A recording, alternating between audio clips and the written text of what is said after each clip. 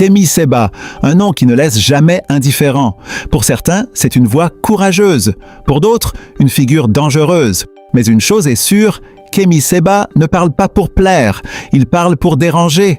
Et parfois, pour provoquer directement ceux qui détiennent le pouvoir. Alors une question se pose.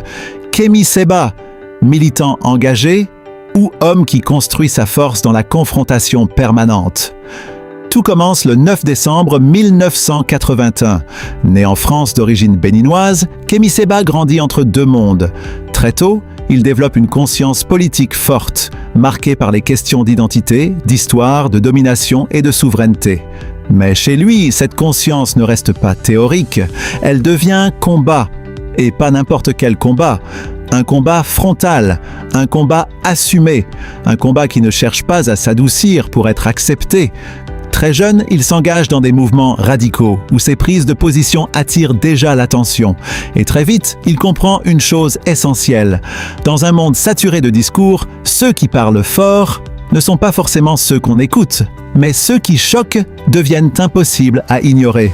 Et Kémy Séba va construire toute sa trajectoire sur cette logique.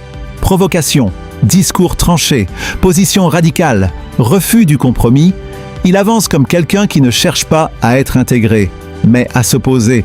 Au fil des années, il devient une figure connue dans les milieux panafricanistes.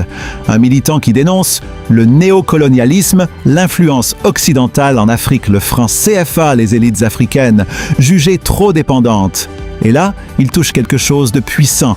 Parce que son discours trouve un écho chez une partie de la jeunesse africaine. Une jeunesse frustrée, désillusionnée, en quête de souveraineté et prête à écouter des voix plus radicales. Et Kémy Séba devient cette voix.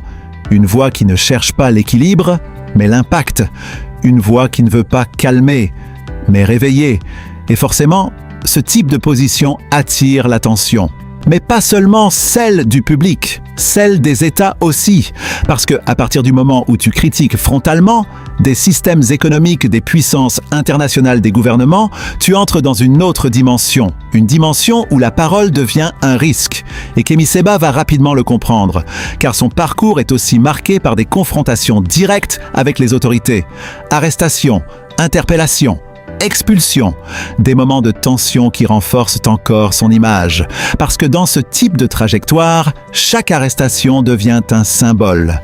Pour ses partisans, c'est la preuve qu'il dérange la preuve qu'il dit des vérités qu'on veut faire taire. Pour ses détracteurs, c'est la conséquence logique de ses excès, de ses provocations et de ses positions jugées trop radicales.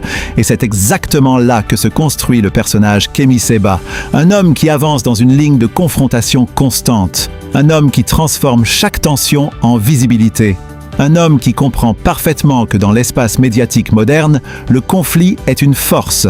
Mais attention, créer du conflit n'est pas la même chose que créer du changement. Et c'est là que toute sa trajectoire devient une vraie question politique, parce que Kémy Séba pose un problème simple. Peut-on influencer durablement un continent uniquement par la contestation? Peut-on transformer la colère en pouvoir réel? Et surtout, jusqu'où peut aller un discours radical face à des États organisés?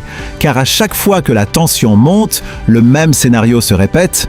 Il parle, il provoque, il mobilise, et les autorités réagissent, parfois durement.